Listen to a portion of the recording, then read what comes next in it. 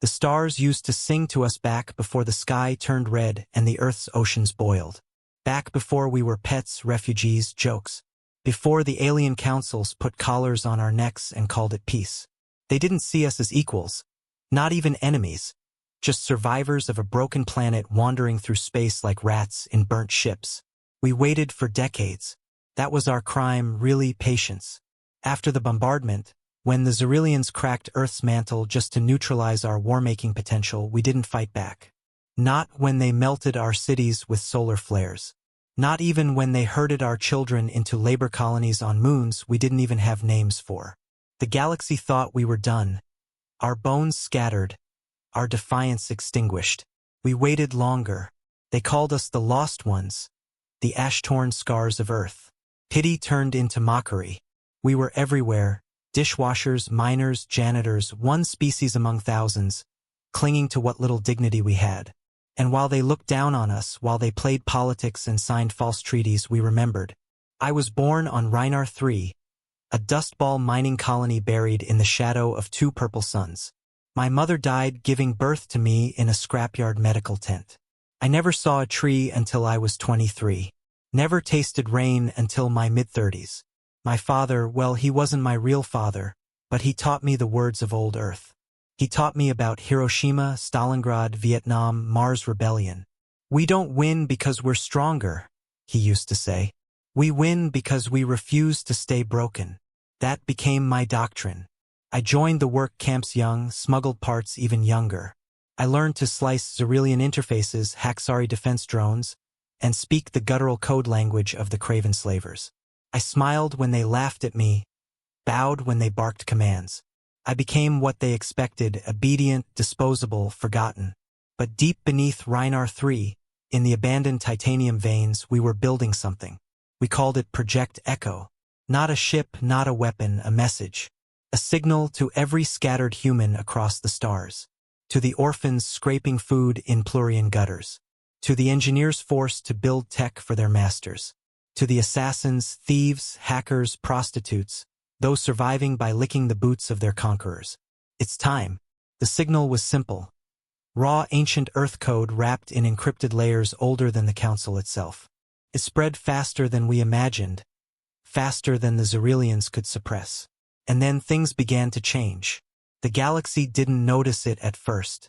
A freighter disappeared over Dranaxis. A Xyrillian governor's shuttle exploded on re-entry. A weapons depot on Varlock got hijacked by unknowns.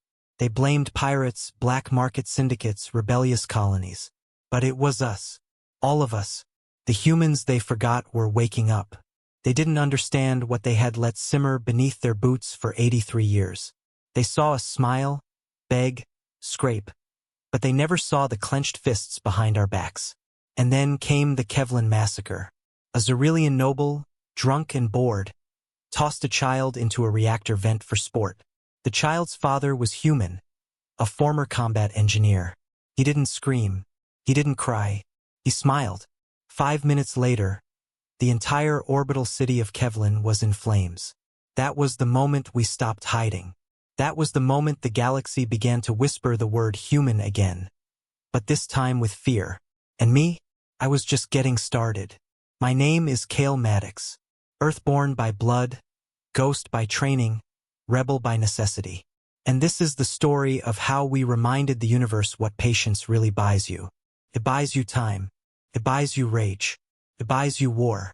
And now, no species will ever forget the moment we finally snapped.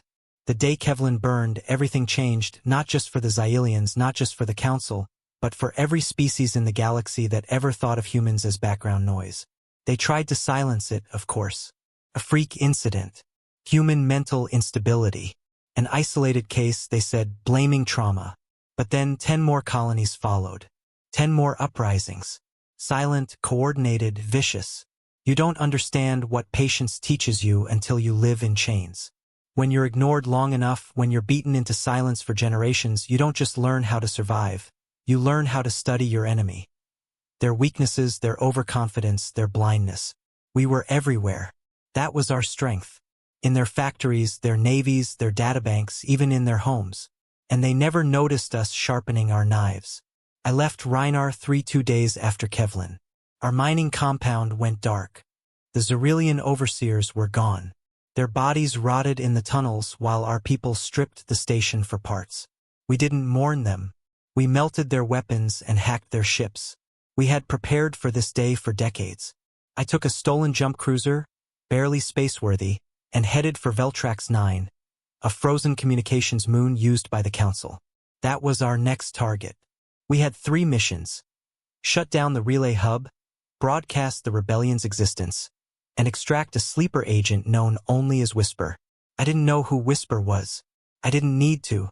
All I knew was that they had been feeding us information for over a decade: Council troop movements, security gaps, shipping codes, and it was time to pull them out before they got exposed. The trip through warp was rough. The cruiser stank of blood and oil. I slept maybe once in 3 days. Dreams were filled with screams. Sometimes mine, sometimes my father's, sometimes strangers I never met. You carry the ghosts of Earth with you. They follow you into the stars. I arrived in Veltra's orbit under fake Xyelian credentials. We had learned their bureaucracy better than they had. Their arrogance made their systems sloppy. The orbital control didn't even blink. A bored-sounding Plantari officer waved me through. I landed on Dock 17 under the alias Cargo Technician 4B Delta. The cold hit me like a hammer. The entire moon was carved from ancient ice and steel. They said it never thawed even at the core. Fitting, I thought, cold, heartless, silent, just like the Council. I met up with my crew underground. There were 4 of them. All human. All ghosts like me. Arlen, an ex-pilot who flew escort missions during the evacuation wars, lost both legs when a Xerillian patrol ship bombed a refugee convoy.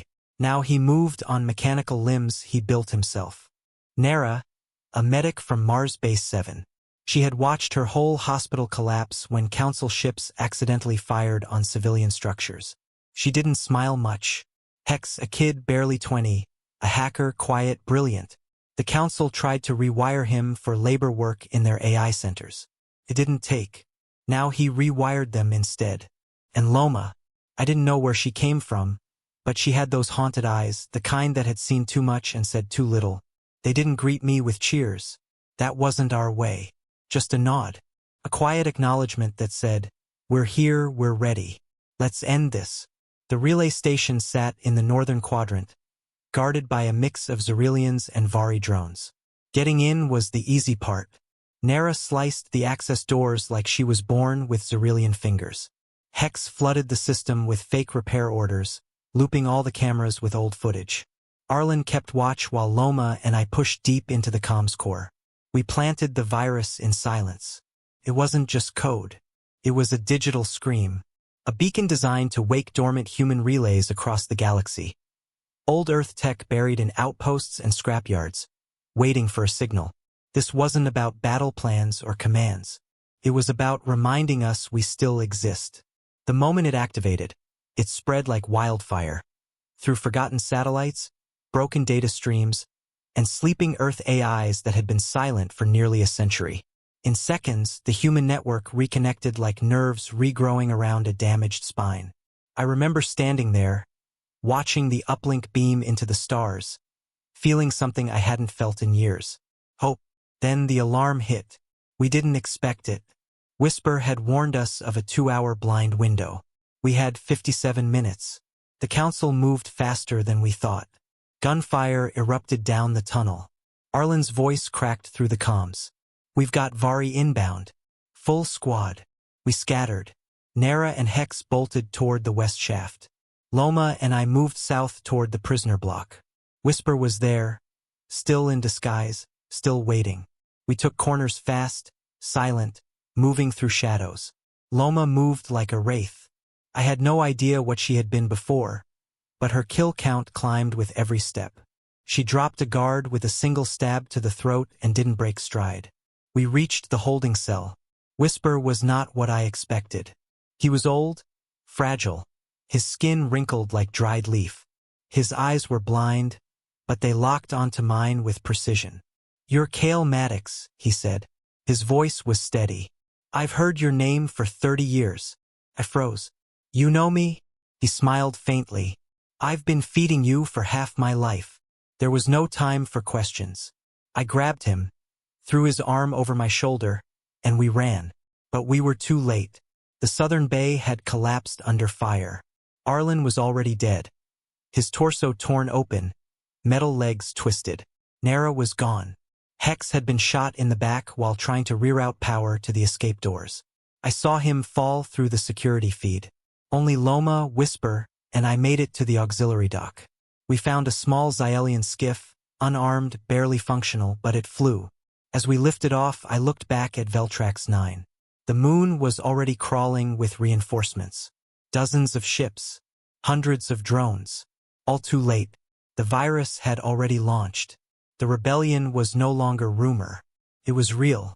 Across the galaxy, 1 million humans lifted their heads for the first time in a generation. Some killed. Some ran. Some simply whispered the same words. It's time. The council issued a statement the next day. Isolated human extremists. A minor terror event. No threat to galactic order. But their eyes betrayed them. I saw it in the way Xerilians twitched in news feeds. In the way council guards held their weapons tighter. In the way entire stations began running new background checks on human staff. They knew. They just didn't know where we would strike next. That was the power of patience. When it finally snapped, we were everywhere and nowhere at once. Whisper was dying. The flight from Veltrax had strained his body beyond repair. He had been kept alive for years by Council Nanotech, and they cut it the moment they learned who he was. In the medbay of a stolen skiff drifting through deep space, he held my hand. You must finish what we began, he said, voice cracking. You must make them remember Earth. I will, I said. He nodded once and died with a faint smile. His real name was Thomas Ardini, once a senator of Earth's last parliament, thought executed in the Xerilian purges. Instead, he had been feeding the resistance for over 30 years from inside their own halls. A ghost like the rest of us. But now his ghost was louder than ever.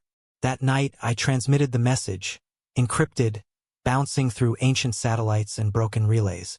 It reached every human still breathing in the galaxy. You were not forgotten. You were not broken. Earth lives in you. Rise. And they did. Stories came in waves. A human bartender on Morix 2 poisoned an entire Xerilian diplomatic crew.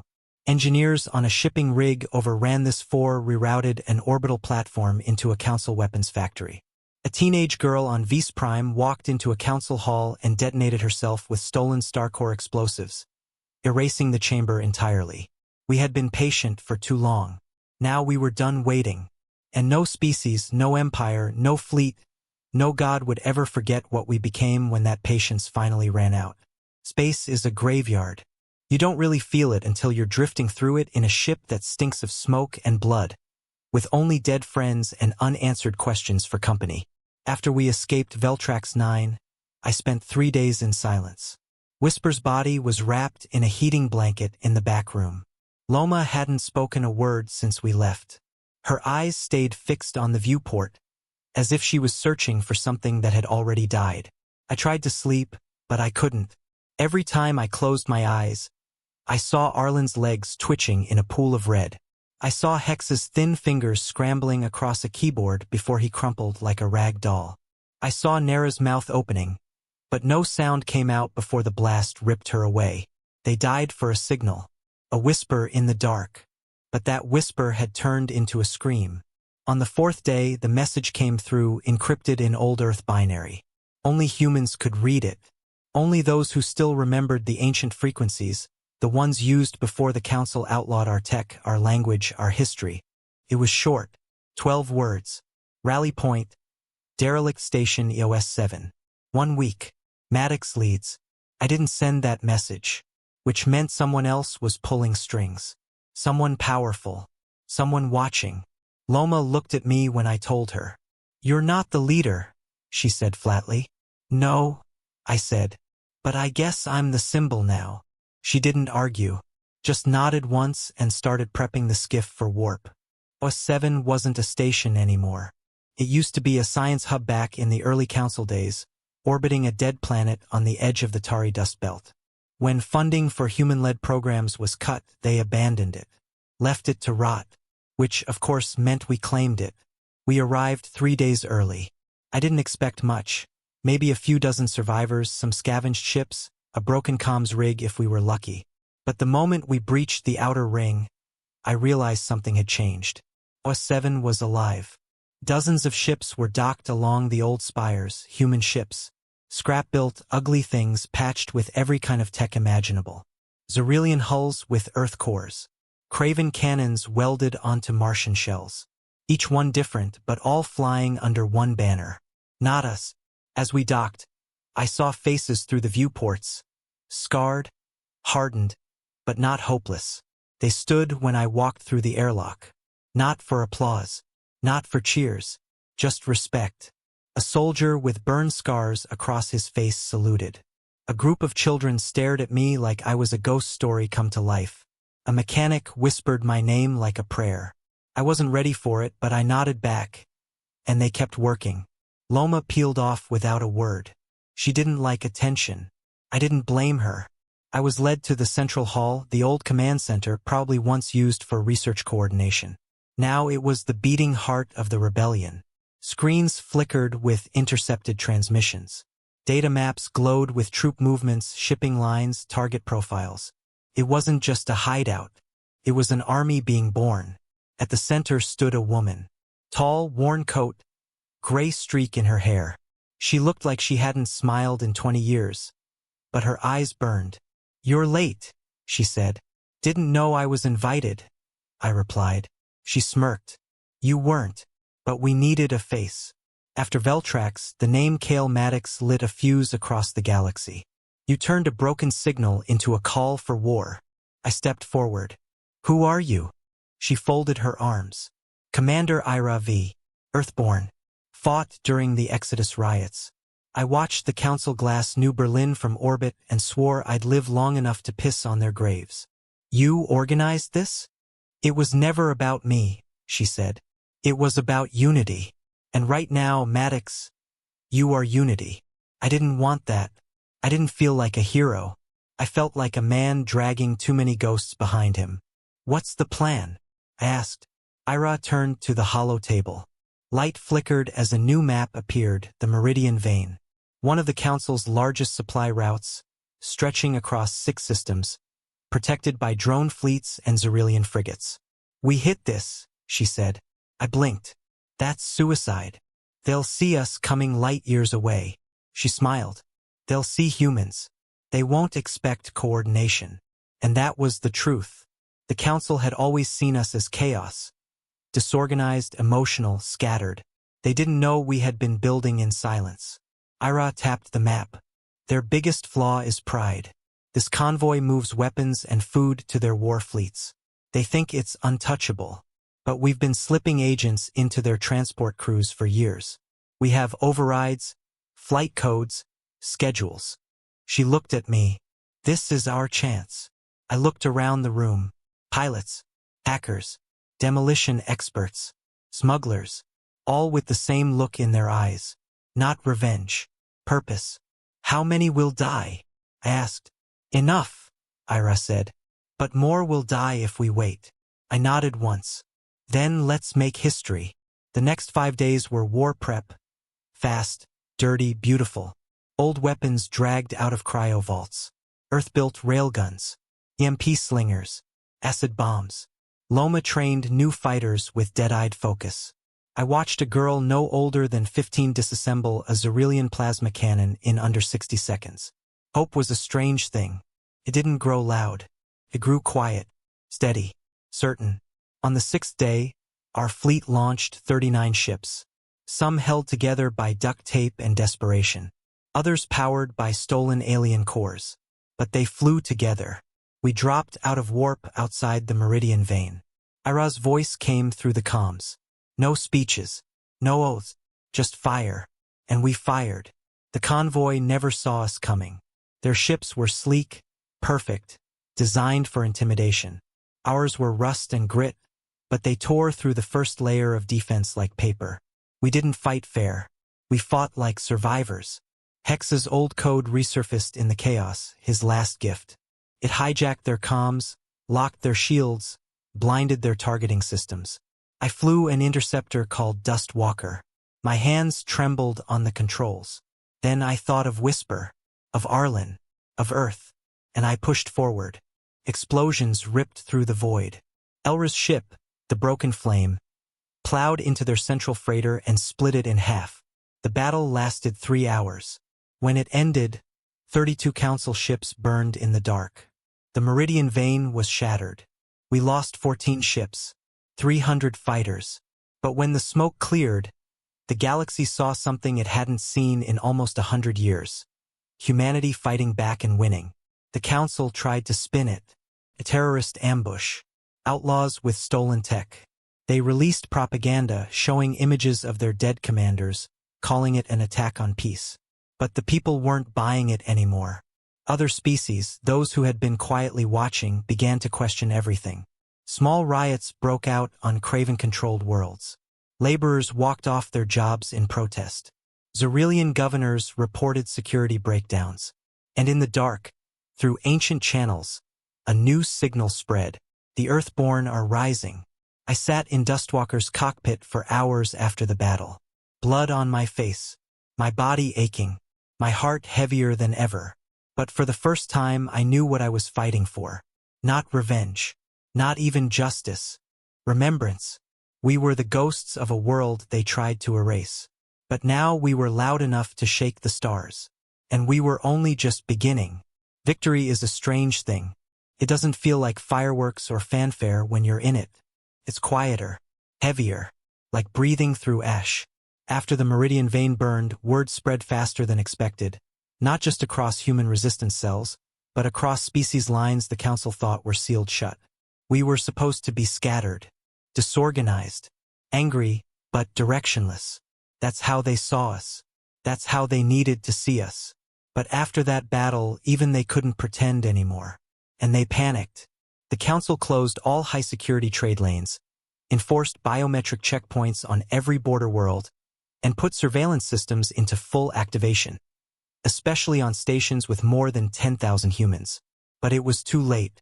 The lie had cracked, and light was leaking through. What they didn't understand was this. We didn't need a full army to win this war. We needed unity, purpose. Even if we were still just a handful of rebels with scavenged weapons, we had something they lost centuries ago. Belief. The belief that we deserved to exist.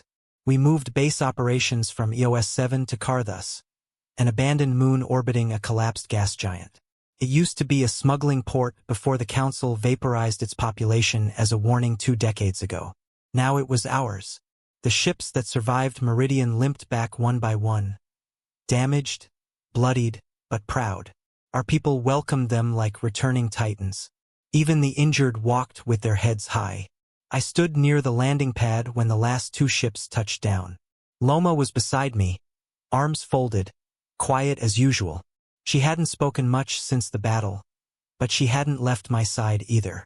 "You still don't think you're a leader," she said suddenly. I looked at her, surprised. "I'm not," I said. "I'm just trying not to get everyone killed." "You think leaders don't feel like that?" she asked. I didn't answer. I just watched the crews disembark. Some cheered. Others wept. Some carried pieces of fallen comrades, broken helmets, blood-stained coats, data chips holding final logs. I saw a girl, no older than 16, clutching her dead brother's boots like they were sacred. She didn't cry, just sat in the dust, rocking slowly, holding on to what was left. That's what victory looked like. We held a war council that night in an old steel hall filled with rusted terminals and flickering lights. The leaders of the resistance gathered, what was left of them. Ira V stood at the front with her usual fire, but even she looked worn now. Her coat was torn at the sleeve, her eyes sunken with exhaustion. I stood beside her.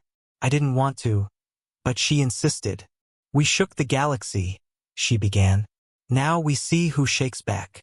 Around the table sat over 20 humans from all corners of what remained. Mars separatists, Earth preservationists, Black Flag outlaws, Even former council-trained officers who had defected in the early years. Most were scarred. Many were augmented metal arms, prosthetic eyes, lungs sustained by stolen alien biotech. One of them, an old colonel named Ree, leaned forward. "The problem with noise," he said, "is that it attracts predators. The Xerilians will send full war fleets next time. Not drones. Not patrols. Ships that burned Earth itself. We won't survive another head-on fight." Ira nodded. "We're not looking for another fight yet. We need to break them economically. Cut their energy cores.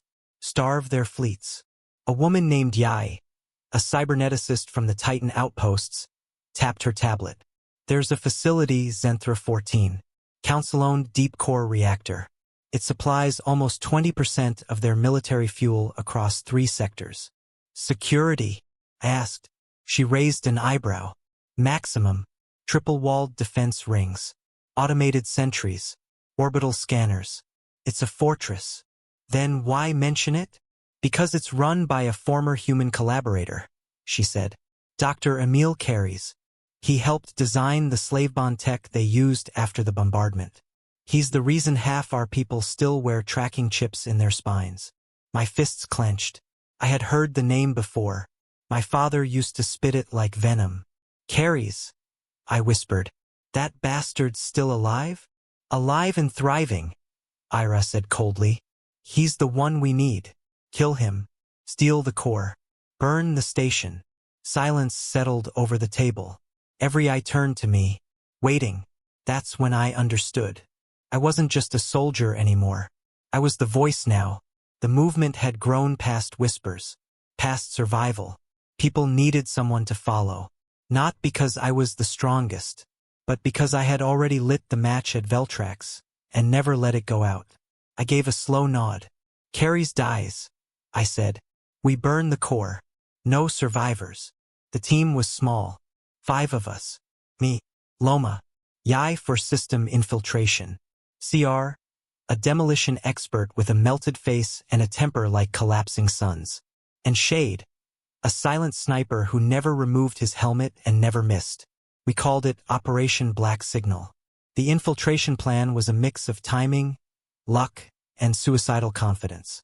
We entered Zenthra 14 disguised as council security inspectors using forged IDs pulled from a captured Xerilian officer. His screams still echoed in the medical bay sometimes. The guards let us in. That was their first mistake. The station was a marvel of cold efficiency. Gleaming black walls, perfect climate control, sterile silence. The kind of place where you could forget it powered war machines that erased continents. Almost. We found Carries on the upper levels. He looked human. Old glasses, neatly combed hair. No scars. No shame. He smiled when he saw me. "I was wondering how long it would take you to find me," he said. I pulled my gun. He didn't flinch. "You built the chains they used on us," I growled. "You made humans into property." "I made survivors," he said calmly. "You think your rebellion's noble. But all I ever wanted was for our species to live, even if it meant compromise, submission. You think dying in fire is better than adapting. Living as slaves isn't survival," I said. He shrugged. "Then die free. That's your choice." It wasn't mine. I almost shot him right there. But Yai stopped me. "We need him to unlock the core room," she whispered. Kara's chuckled. "Still need the monster, I see. We made him do it." Hands shaking, he accessed the primary systems and deactivated the interior defenses. That's when CR and Shade moved in, planting charges throughout the energy core's cooling chambers. We had 10 minutes. I turned to Karis, gun still drawn. "You're going to die now," I said. He nodded, but then he looked at me, really looked at me, and said something that still haunts me. "I hope you win, because if you don't, the next car they create will be even worse." I pulled the trigger. His blood sprayed the console. His body crumpled like paper, and I felt nothing. The explosion lit the sky for an hour. We escaped in a stolen patrol craft, barely avoiding orbital retaliation. By the time Council fleets responded, Zenthra 14 was gone. Fuel-starved, their fleets staggered, and humanity had sent a message. We will even kill our own if they betray us. But victory never comes clean. Back at Karthus, the celebration was short. I pulled me aside that night. Her face was pale. I cracked Karis's files, she said. There's something you need to see. She handed me a tablet. On it were images, council documents, heavily encrypted transcripts, surveillance logs. My blood ran cold. One image showed a council chamber, a tall figure standing at the center, female, gray-streaked, working with the council, receiving orders. My head spun. No, I whispered. That's not possible. I nodded. It's a deep game. She's been feeding them partial intel, keeping us just successful enough to grow but not enough to win. Controlled rebellion. A tool. Couldn't breathe. It made sense. The convenient leads, the narrow escapes, the quiet deaths of rival leaders who didn't agree with her. Ira was a council asset. And now I had to decide what to do, because the revolution needed her. But if we let her stay, we'd already lost. I didn't sleep after reading that file. Didn't blink much either. Just sat there in the command chamber, back hunched over, that damn tablet screen still glowing in my hands like it was radioactive. I read it over and over again, hoping it had changed, hoping I'd misunderstood. But it was all there. Clear, brutal, undeniable.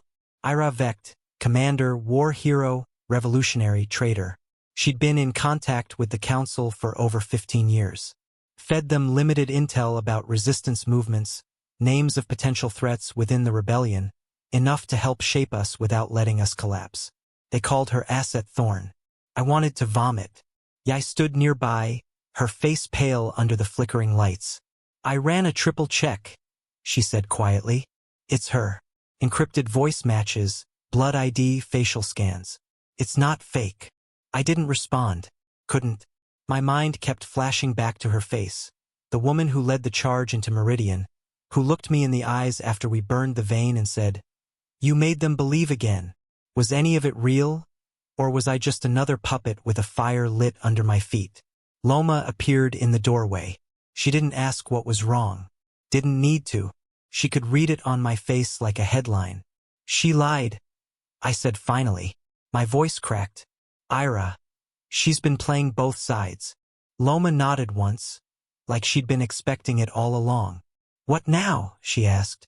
I didn't have an answer, because if I told the rebellion the truth, everything we'd built might collapse overnight. People had followed her, believed in her. Some had died for her orders. But if I stayed quiet, I'd be no better than she was. I'd be complicit in the lie. That morning, we held a council meeting in the upper hangar. Ira stood at the center, back straight, coat clean, voice firm as ever. The council's in retreat, she announced. Zenthra's destruction has sent shockwaves across their war network. Their ships are grounded in at least 4 sectors. The room broke into murmurs, cheers, smiles. Even after all the blood, people still craved good news. It gave them purpose. Then she looked at me. Kale, she said. Tell them what you saw. I opened my mouth. The words were there, the truth, but nothing came out. I looked into those eyes. Cold, focused, dangerous. And I understood. She knew. This wasn't a victory speech. It was a warning. She'd planned for this. I forced a smile. She's right, I said quietly. The council's running scared. Now's the time to press forward. Cheers erupted, and inside I felt myself die a little.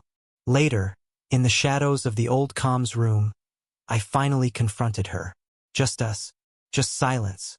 Just 2 leaders of a rebellion built on a cracked foundation. You could have told me, I said, barely above a whisper. Ira didn't look surprised. I was wondering how long it would take Yai to find the files. I stepped closer. You used us. Used me. I guided us, she said calmly. And I gave you a war we could win. You gave the council our names, our people. I gave them the ones who would have turned this into chaos, she said unflinching. Terrorists, extremists, the ones who would have made us monsters. I kept this movement clean, Kale. Clean enough to last.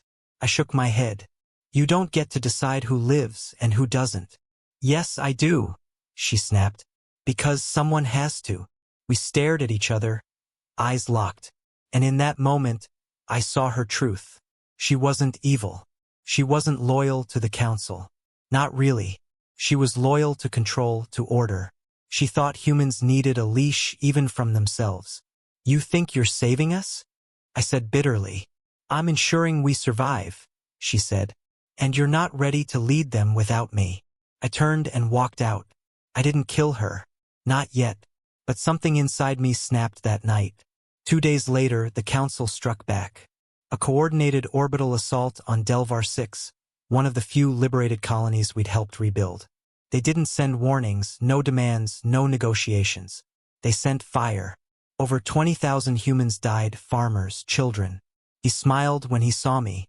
"I was wondering how long it would take you to find me," he said. I pulled my gun. He didn't flinch.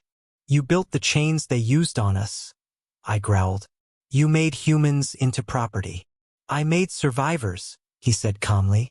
"You think your rebellion is noble. But all I ever wanted was for our species to live, even if it meant compromise, submission. You think dying in fire is better than adapting. Living as slaves isn't survival," I said. He shrugged. "Then die free. That's your choice." It wasn't mine. I almost shot him right there.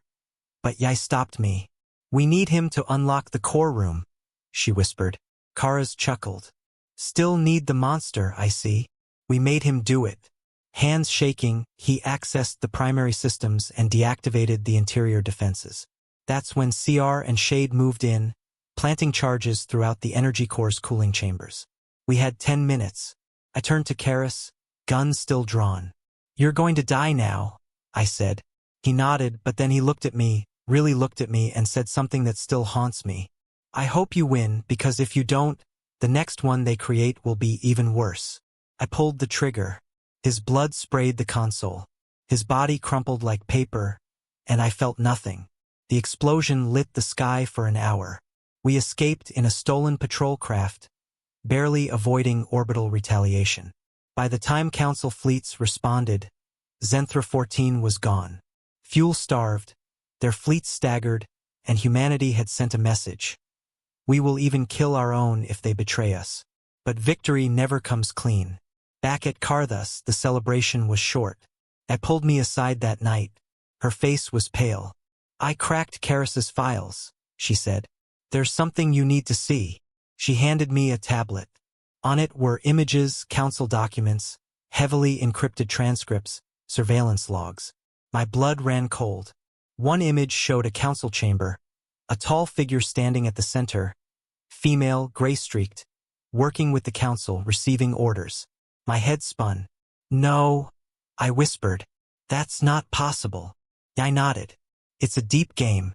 She's been feeding them partial intel, keeping us just successful enough to grow but not enough to win. Controlled rebellion. A tool. Couldn't breathe. It made sense. The convenient leads, the narrow escapes, the quiet deaths of rival leaders who didn't agree with her. Ira was a council asset. And now I had to decide what to do, because the revolution needed her. But if we let her stay, we'd already lost. I didn't sleep after reading that file. Didn't blink much either. Just sat there in the command chamber, back hunched over, that damn tablet screen still glowing in my hands like it was radioactive. I read it over and over again, hoping it had changed, hoping I'd misunderstood. But it was all there, clear, brutal, undeniable. Ira Vecht, commander, war hero, revolutionary, traitor. She had been in contact with the council for over 15 years, feeding them limited intel about resistance movements and names of potential threats within the rebellion, enough to help shape us without letting us collapse. They called her Asset Thorn. I wanted to vomit. Yai stood nearby, her face pale under the flickering lights. "I ran a triple check," she said quietly. "It's her. Encrypted voice matches, blood ID, facial scans. It's not fake." I didn't respond. Couldn't. My mind kept flashing back to her face. The woman who led the charge into Meridian, who looked me in the eyes after we burned the vein and said, "You made them believe again." Was any of it real? Or was I just another puppet with a fire lit under my feet? Loma appeared in the doorway. She didn't ask what was wrong. She didn't need to. She could read it on my face like a headline. "She lied," I said finally. My voice cracked. Ira. She's been playing both sides. Loma nodded once, like she'd been expecting it all along. What now? She asked. I didn't have an answer, because if I told the rebellion the truth, everything we'd built might collapse overnight. People had followed her, believed in her. Some had died for her orders. But if I stayed quiet, I'd be no better than she was. I'd be complicit in the lie. That morning, we held a council meeting in the upper hangar. Ira stood at the center, back straight, coat clean, voice firm as ever. The council is in retreat, she announced. Zenthra's destruction has sent shockwaves across their war network. Their ships are grounded in at least 4 sectors. The room broke into murmurs, cheers, smiles. Even after all the blood, people still craved good news. It gave them purpose. Then she looked at me. Kale, she said. Tell them what you saw. I opened my mouth. The words were there, the truth, but nothing came out. I looked into those eyes, cold, focused, dangerous, and I understood. She knew. This wasn't a victory speech. It was a warning. She had planned for this. I forced a smile. She's right, I said quietly. The council is running scared. Now's the time to press forward. Cheers erupted, and inside I felt myself die a little.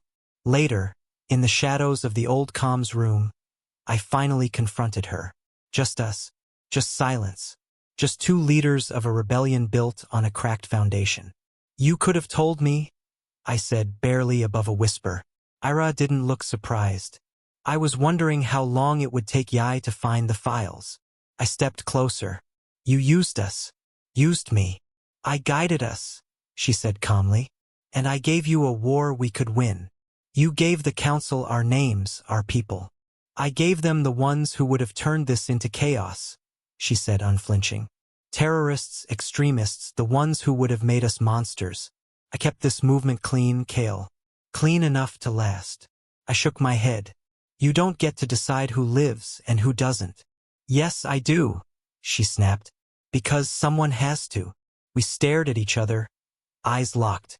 And in that moment, I saw her truth. She wasn't evil. She wasn't loyal to the council. Not really. She was loyal to control, to order.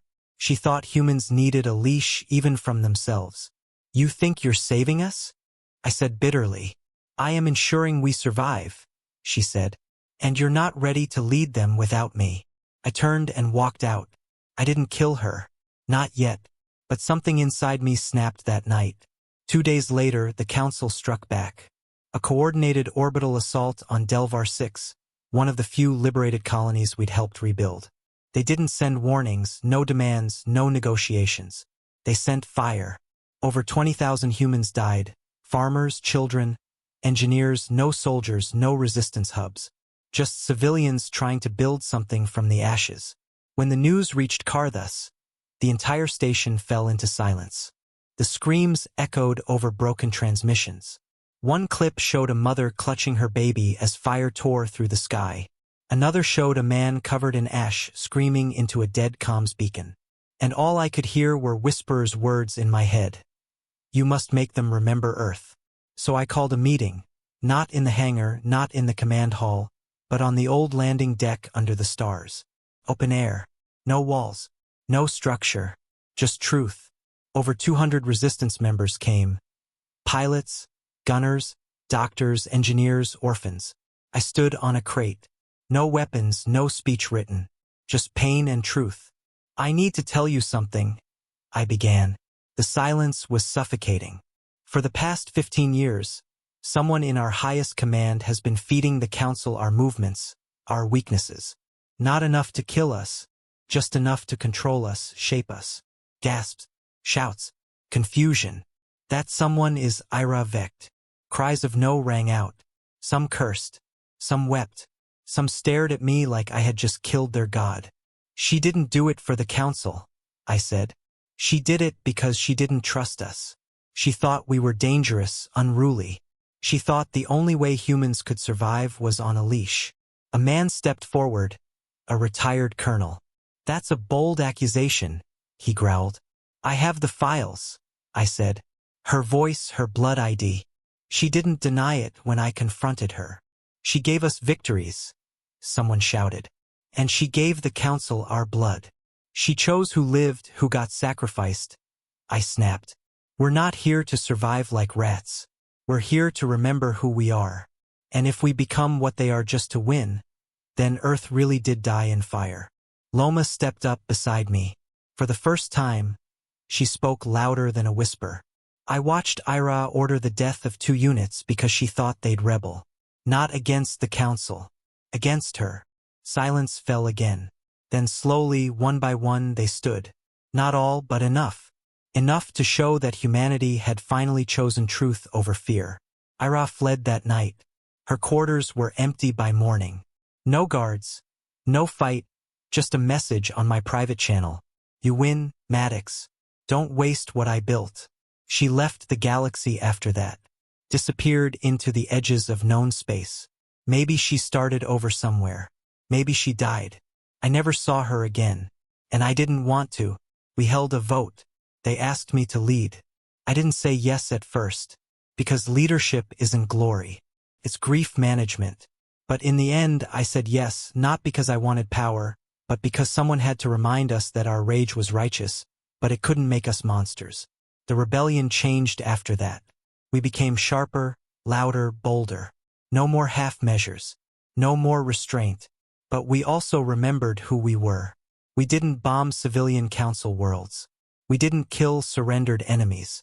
We treated prisoners with dignity even when ours hadn't been. Because we weren't just fighting to win. We were fighting to be human again. And across the stars, other species started noticing. Some joined us quietly, secretly. Even oppressed alien races under council rule began sending whispers our way.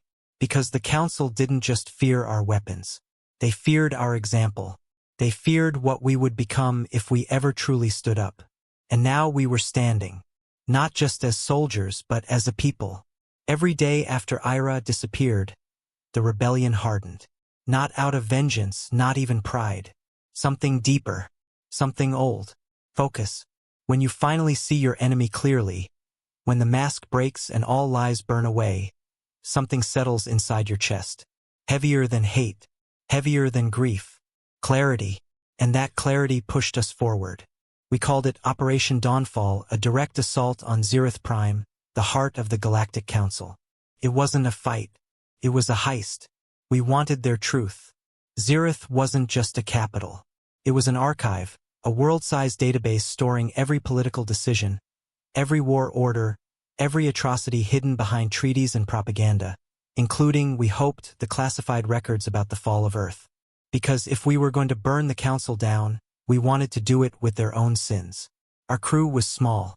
Myself, Loma, Yai, Shade, and a new recruit, Ko, a Vari defector, one of the first aliens to join the resistance. Ko was tall, scaled, eyes like polished obsidian. His people had been stripped of their traditions, erased by the council.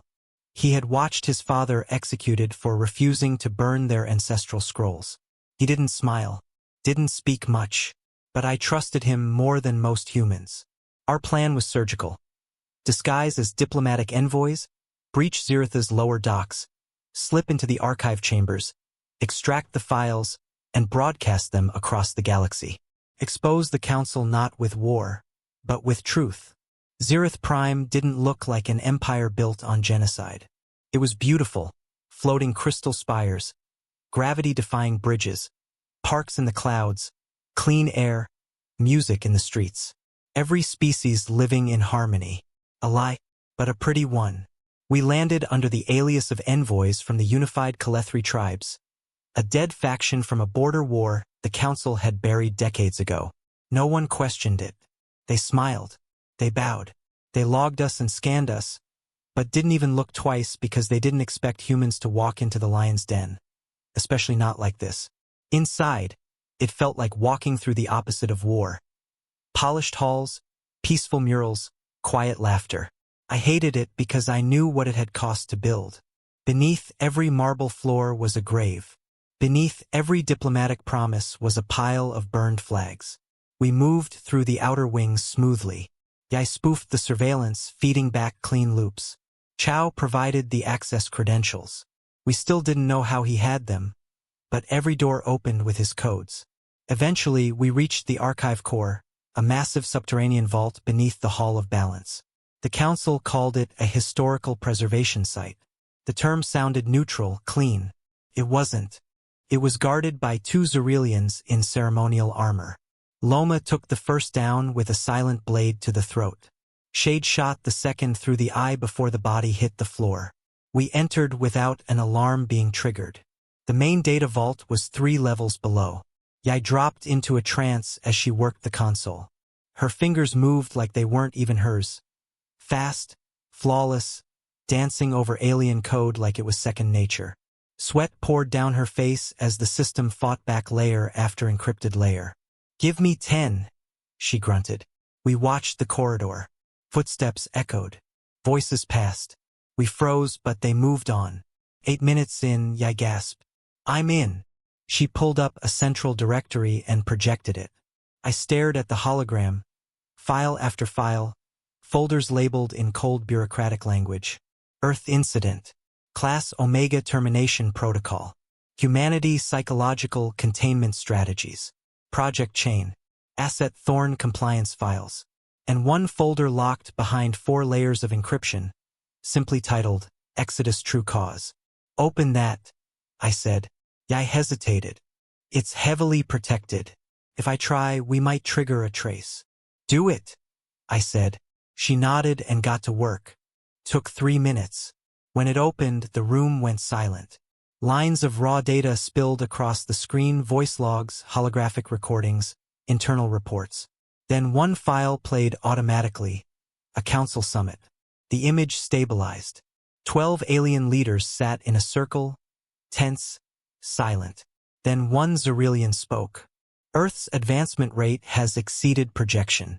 AI containment protocols failed. Genetic enhancements are spreading without regulation. Weaponized fusion cores are being developed outside oversight." Another added, "They solved dark matter compression in 80 years.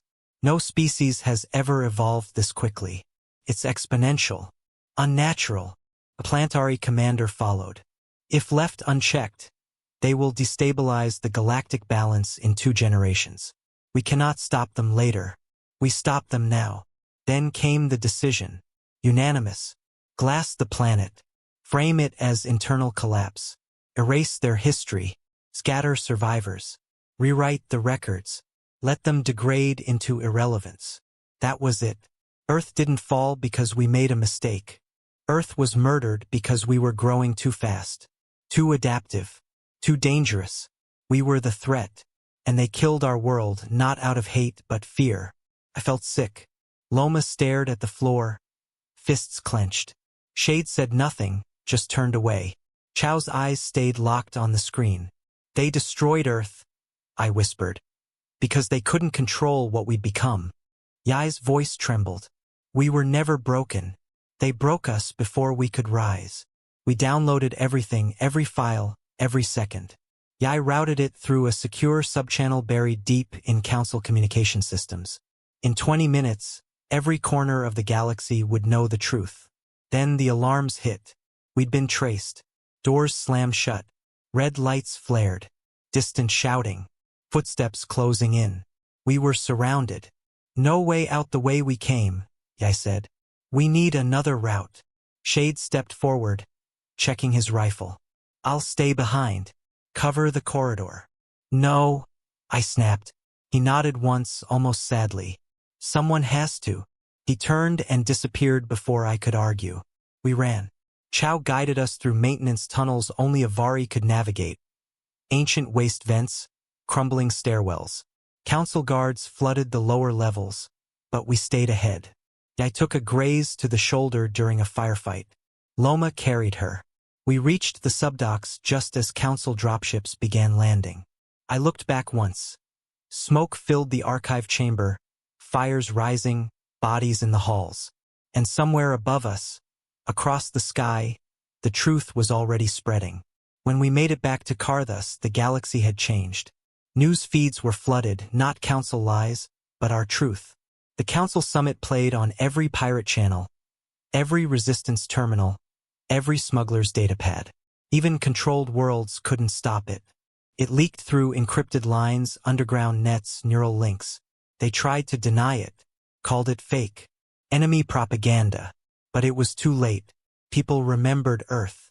And now they knew it had been a lie. Other species began to riot. Council stations burned. Former allies turned. The fragile order cracked. Humanity was no longer just survivors. We were the spark that would burn the empire down. Later that night, Loma and I sat alone on the observation deck. She hadn't spoken since the mission. They were afraid of us, I said. She nodded. They should be. I looked out at the stars, thinking about Earth, the soil I never touched, the trees I never saw, the rain I never felt. They tried to erase us, I said. But all they did was give us a reason to rise. She looked at me with tired, burning eyes. We were patient, she whispered. Now we're awake. I used to dream about this moment, the day the galaxy finally saw what they did to us. When lies crumbled and truth spilled out like blood in the stars. When we weren't pitted, mocked, or ignored, but remembered, feared, respected. And now that it was here, it didn't feel like victory. Felt like a storm we couldn't stop. Within a week of the Zereth broadcast, over 70 Outer Rim worlds were in full rebellion. Entire alien colonies turned against the Council, not for humanity but for themselves. Our truth had broken the illusion. The Council was no longer just feared, it was exposed. The Vari burned 5 outposts in a single day. The Plantari unions declared secession from central fleets. Even Xyelian factions began leaking classified data. Chaos spread faster than we could track. The Council retaliated brutally, glassing colonies, executing families, releasing virus bombs on supply hubs. But it wasn't enough. For the first time in over a century, the Empire was bleeding. Back on Karthus, the rebellion tripled in size. New ships arrived daily. Refugees, warriors, exiles, defectors. The hangars filled with different languages, different uniforms, but the same rage. And that scared me, because rage doesn't stay pure for long. Started small, a Xerilian prisoner found dead. A Plantari merchant beaten by refugees. A Varari medic lynched over suspicion. I called an emergency tribunal and issued strict laws. No violence against civilians. No racial targeting. No executions without trial. Most followed, but not all. I heard whispers, saw groups forming, old Earth nationalist crews, war veterans with twitchy fingers, kids with too much trauma and not enough direction. And when I walked through the command halls now, some of the eyes didn't look at me with respect. They looked at me like I was in the way. Loma was the first to say it out loud. They don't need a leader anymore, she said one night while sharpening her knife. They need direction. You gave them purpose, Kale. But if we don't shape it, they'll shape it themselves. She was right. Victory without vision turns into chaos. So we built a council, not a military one, a civilian council. Representatives from every major race that had joined the uprising. Humans, variants, a few fringe Craven clans, even 2 defected Xylian factions. We called it the Ember Accord. The idea was simple, shared rule, shared voice. The rebellion wouldn't just be human. It would be something better, something the Council had always denied. Equality. Not everyone agreed. Rai, the old colonel, stood at the center of the opposition. He'd been with us since Meridian, but something had changed in him. This isn't what we fought for, he said at the first meeting. Humans should lead. We bled for this. We died for it. Why the hell should a Xylian have a vote? Because if we do to them what they did to us, I replied, then we've already lost. He spat on the floor. Spoken like someone who's never lost a daughter to a plasma raid. Then he walked out. He took 50 fighters with him. They didn't say where they were going. Just packed their ships and left. Some say they joined an outlaw warband. Others think they're building a pure human fleet on the rim. I don't know. But I know I'll see him again. And next time it won't be a debate. Meanwhile, the council began fracturing. Some outer governors refused orders. Others opened quiet talks with us, offering data, safe passage, even defection in exchange for protection. The council's public feeds went dark. Their capital burned, one city after another. But their core fleets remained old, massive, ruthless, and desperate. They pulled back toward the inner worlds, fortifying a last stand across 3 systems: Hyler, Brenthus, and Eris, their oldest world. It was there they planned to end this war. And it was there we decided to finish it. The final campaign was codenamed Ashlight, not because we wanted fire, but because we wanted clarity. Not genocide, not extermination. We didn't want to become the monsters they always claimed we were. We wanted accountability. We wanted them to face the species they had crushed under their boot for centuries. Not as gods, but as criminals. We called every fleet, every cell, every ally, even the ones we didn't trust. The Ember Accord officially declared war on the Council Core. It wasn't just a human war anymore. It was a galactic reckoning. The night before departure, I stood alone on the observation deck. Karthus was silent. The ships were ready. The people were restless. And I felt tired, so damn tired. Loma joined me quietly. "You think we win tomorrow?" she asked. "No," I said. "I think we break something tomorrow, whether it's the Council or ourselves." She looked at me for a long time. "You still carry them, don't you?" "Who?" "Everyone you've lost." I nodded. "Always." She hesitated, then placed her hand on mine. "We'll carry them together." We jumped into Hyler on the 3rd day of the new cycle. 53 ships, multi-species fleets, makeshift carriers, refitted war hulks. It wasn't elegant, but it was ours. The Council responded instantly. Over 80 vessels, including 3 Dreadnought-class warships, the same kind that glassed Earth. Yai's virus hit first, crippling their outer comms. Shade's infiltration team took out targeting relays from within. Carlo led the Vari assault on the orbital ring, boarding a Zillion command ship and holding it until the engine detonated. Loma and I fought side by side in the ruins of a Council listening post. She moved like death itself, cold, clean, silent. At one point, we stood back to back. 30 Council soldiers charged us. "Ready?" she whispered. "Always," I said. We left none alive. But not all our allies stayed loyal. One planetary wing broke formation. Rumors spread of sabotage aboard 2 of our carriers. Rise faction, perhaps. Or worse, new enemies born from old wounds. One Ember Accord representative was assassinated mid-battle. Assigned victory was close, but unity would take longer. After 7 hours of hell, the Council flagship fell. Not surrendered, destroyed. Their Supreme Chancellor, Elenter Voss, burned with it. His last transmission wasn't a speech, just static, cold, and empty. When the wreckage drifted into the void, we knew the Council was dead, or at least dying. But we weren't cheering. Too many bodies floated outside. Too many names lost. Too many friends missing. I was one of them. Last seen rerouting core power to hold shields during the final push. She knew it would kill her. She did it anyway. Back on Karthus, we lowered every banner. 1 day of silence. No speeches. No orders. Just grief. And then we rebuilt. In the weeks that followed, dozens of systems declared independence. Some asked for help forming governments. Others asked for weapons in case something worse came next. The Ember Accord met daily, struggling to define what came after victory. But one thing was clear: we weren't going back. The age of the Council was over. And humanity, we weren't ghosts anymore. We were the matchstick that lit the fire. People still ask me what we'll build next. I tell them the truth. I don't know. Because this was never about power. It was about remembrance. About taking back what was stolen. About making sure no species ever forgets what we became when patience finally ended. We were born in fire. But this time we won't burn alone. Peace isn't silence. It's not banners waving or fireworks lighting up the sky. It's not an anthem over the ruins of a fallen empire. Peace is messy, uneasy, sometimes terrifying. Because once the war ends, there's nothing left to hide behind. No orders to follow. No monsters to blame. Just you, your choices, and the ghosts you brought with you. We won the war. But that didn't mean we knew how to live. 2 months after the fall of the council, I found myself walking through the remains of what used to be Prime, the jewel of the Empire. The planet was quiet now, empty. The golden towers were cracked, vines growing through shattered glass.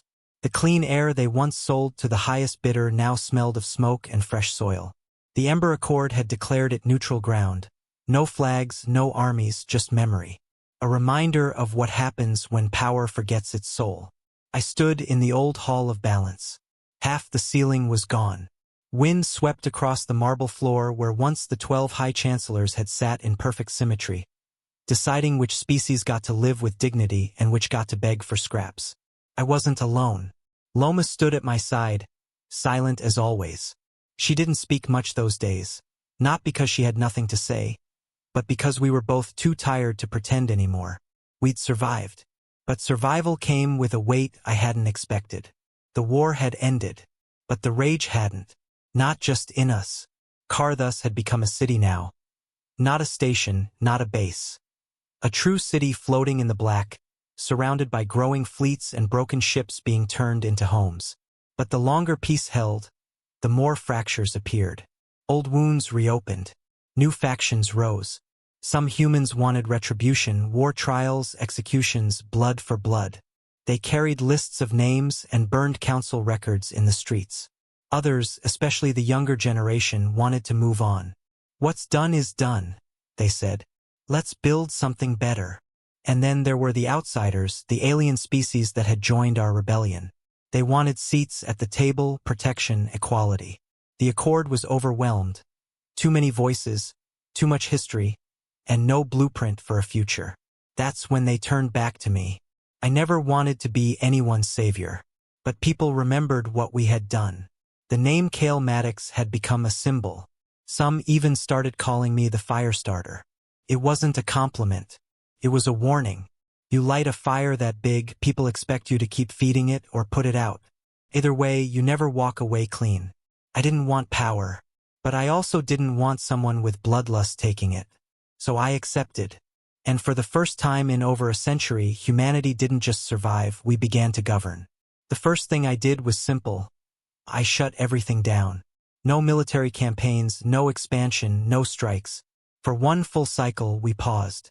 The Accord called it the Quiet Year, a time to bury the dead, rebuild what was broken, and really talk about what kind of world we wanted to leave behind. It wasn't easy. Grief has a sharp tongue, and peace can feel like betrayal when the blood hasn't dried. Some left, said we'd gone soft, that Maddox had lost his edge. Let them leave. We weren't going to win with fear anymore. We had already done that. Now we needed vision. We rewrote everything. No centralized rule. No species at the top. Every planet that joined the Accord got a voice, a vote, and a seat at the table. The new laws were blunt but honest. No species could own another. No military could strike without full council approval. History would be preserved without edits or erasure. And no one could hold leadership without first walking among the people they claimed to represent. That was my rule. I didn't want thrones. I wanted responsibility. So every leader had to spend one season living among refugees, working beside them, eating the same food, sleeping in the same broken shelters. You can't lead what you don't understand. Still, not everything healed. Some colonies refused to join us. Some species preferred isolation. And some never stopped fighting. Rid's warband resurfaced halfway through the Quiet Year. They struck a refugee convoy, killed 12 Vari children, and left a message. This is what happens when you let aliens lead humans. We hunted them down. No trial. No speeches. Loma led the strike team. She came back without a word, sat beside me that night, and handed me Rid's insignia. Still soaked in ash. I didn't ask questions. She didn't offer answers. But the message was clear. We would kill to protect peace if we had to. As months passed, I started walking through rebuilding zones, old cities, schools. I didn't wear armor anymore. No guns. Just a coat and a name. People stared. Whispered. Sometimes they cried. But mostly they asked the same question. Is it really over? I'd always pause. Then say, no, and smile. But it's finally begun. Then one day it happened. A child, half human, half plantari, ran up to me in a market square on Vexen 4. She held up a worn hand-drawn flag stitched from scraps of old council uniforms and Earth military cloth. The symbol wasn't a sword or a fist. It was a flame, small, controlled, warm. Beneath it were words written in 3 languages. From patience came fire. From fire came light. I knelt, took the flag, and felt something break inside me. Something that had been burning for too long. I cried not for war, but for hope. Because that girl had never seen Earth. Never worn chains. Never heard the lies. Never lost a friend in orbit or bled in a trench. But she knew who she was. She was free.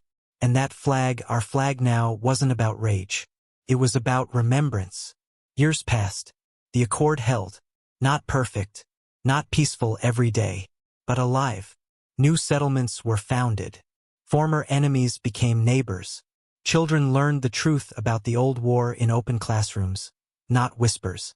And slowly, surely, Earth became more than a grave. It became a lesson. As for me, I stepped down. Not with a speech. Not with applause. I just left. One day, I handed my insignia to the next chosen chair of the Accord. A young craven woman who had once been a council tech slave. Her name was Trell Vashta, and she was smarter than me in every way that mattered. Then I took a shuttle and flew into the stars. No guards. No escorts. No destination. Just me and the silence I had earned. Sometimes I dream of Earth. Not as it was in ruins, but as it might have been. Green hills. Rainfall. A blue sky untouched by ash. In those dreams I am